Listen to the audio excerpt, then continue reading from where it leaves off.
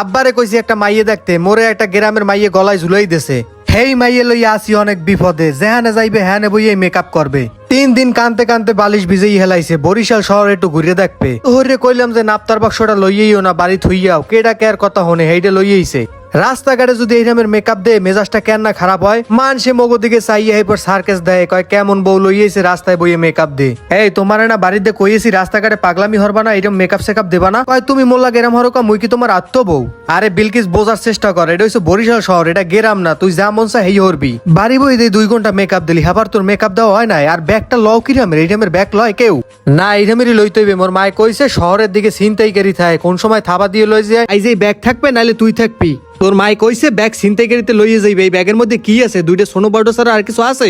দেখো তুমি মোর ব্যাগ লই কথা কবা নাই, সোনো পাউডার এই মধ্যে অনেক কিছু। বিলকিস তুই এরম হরিস না, মোর কিন্তু বন্ধু বান্ধব বরিশালে অভাব নাই। কেডা কোনো দেখে লাইবে এরপর তো একটা ঝামেলা হয়ে যাইবে।